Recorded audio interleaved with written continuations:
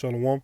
First and foremost, I want to give all praises, honors, and glories unto YAHAWAH, SHAM, YAHAWASHI, Bahasham, QADASAH.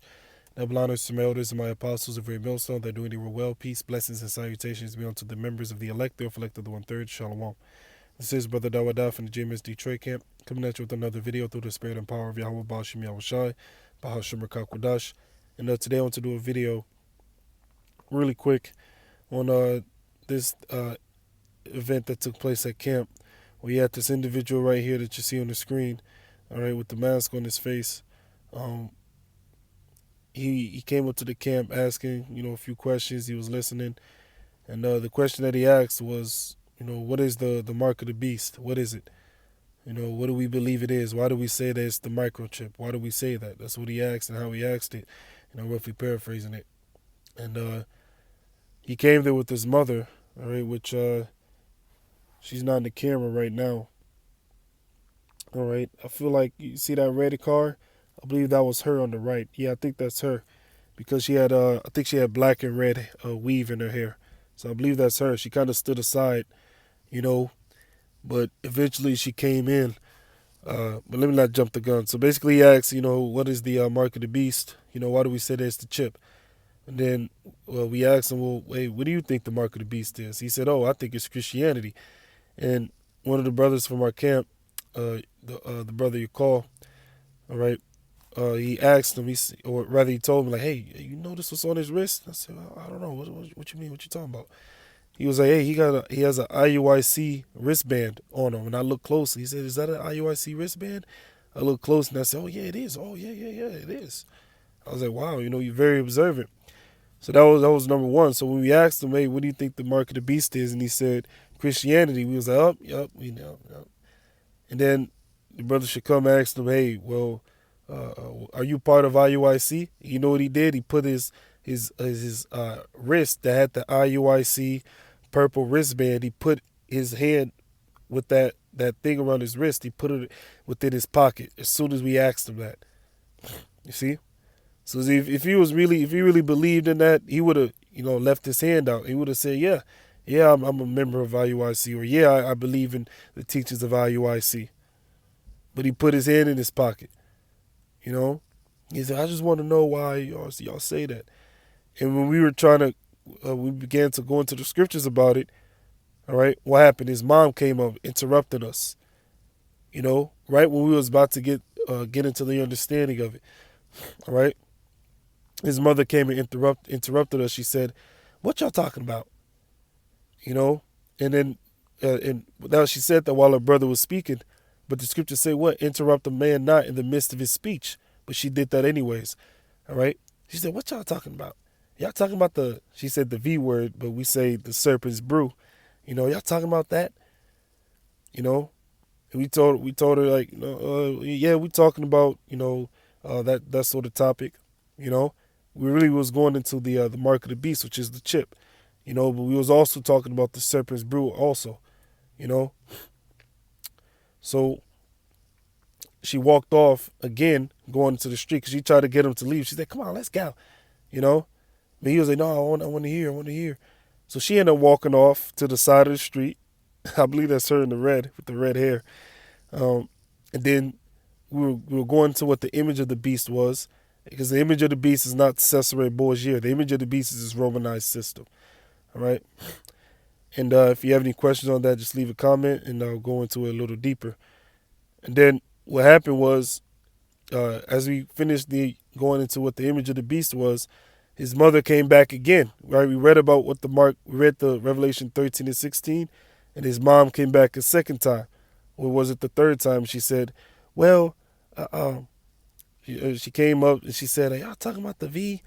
He was like, no, he was like, yeah, we are, but, just we talking about the mark of the beast. All right, I believe that's what we said. And she kind of walked off again, and she came back. Yeah, that was the first time. This time when she came back, after the brother finished talking, he said, oh, did you have something to say? And she said, nope. Lifted up her hand, did a little talk to the hand. Nope, I'm not gonna, I ain't got nothing to say. No. Like she just knew it all. And then we was speaking again, and we asked her, well, what did you want to say? She said, well, y'all, I just wanted to say y'all stay safe. And I'm like, oh, she just wanted to bring confusion. But the point being, all right, when we read Revelation 13 and 16 and made the point you can't buy or sell with Christianity, we was about to go into the words, the word for mark in the Greek, which is karagma, which is a thing inserted. We was about to go into it. Right then, his mom said, we leave it, or something to that effect. And he turned around and walked off with her, right when we was about to get into the understanding of it. You see? And you Jakes out there, you can't let your mom, your brother, your father, your sister, your cousin, your friends in the world, your buddies, you can't let them get in between you serving Yahawah Shem Yahushai. All right? I'm just going to grab one scripture. All right? One scripture. This is the book of Luke 2. And Luke 2 and 44. But they supposing him, the him is Yahushua, the they being Mary and Joseph. Let's start at 43. And when they had fulfilled the days as they returned, the child Yahushua tarried behind in Jerusalem, and Joseph and his mother knew not of it. But they supposing him to have been in the company when a day's journey, and they sought him among their kinsfolk and acquaintance. Okay? And when they found him not, in other words, it was like a big old caravan. All right, a caravan is basically like a large group of people taking a journey to somewhere.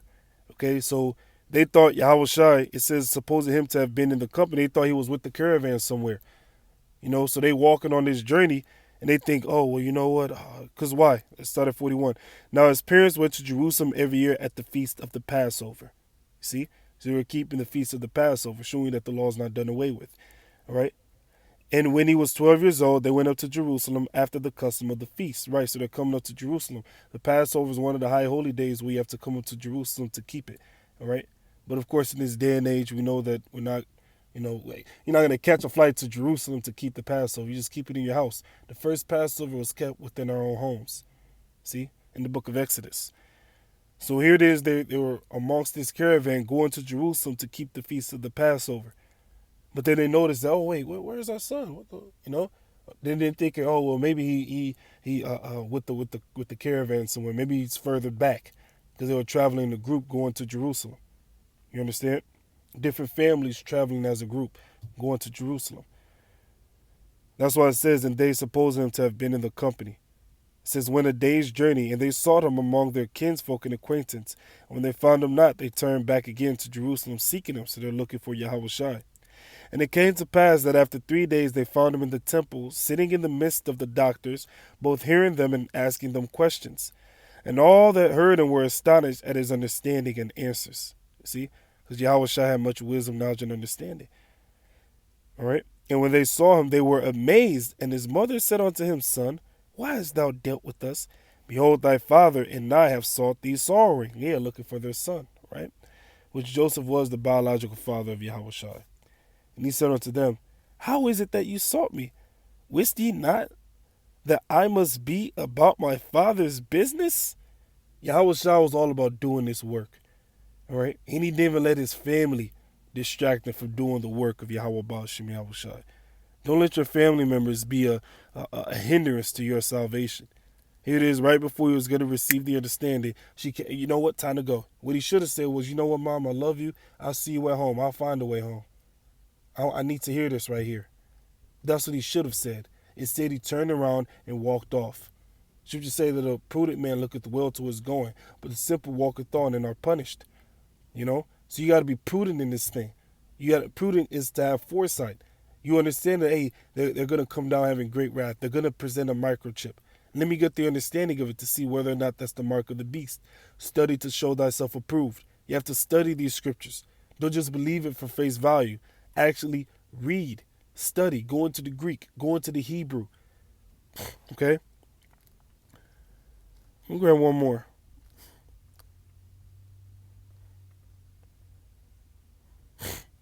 Luke 8 and 20.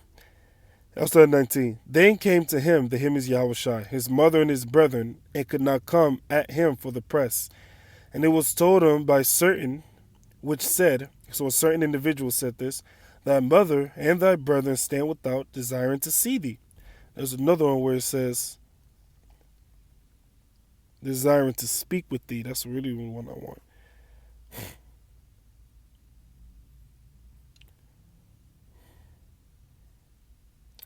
Yeah, Matthew 12 and 46.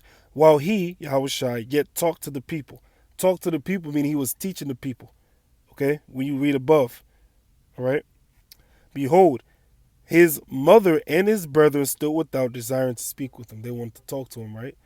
Then one said unto him, behold, thy mother and thy brethren stand without, desiring to speak with thee. They want to talk to you.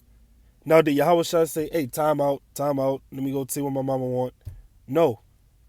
He didn't. He wasn't in that spirit. What did he say?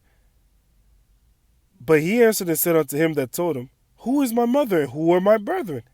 And he stretched forth his hand toward his disciples and said, behold, my mother and my brethren.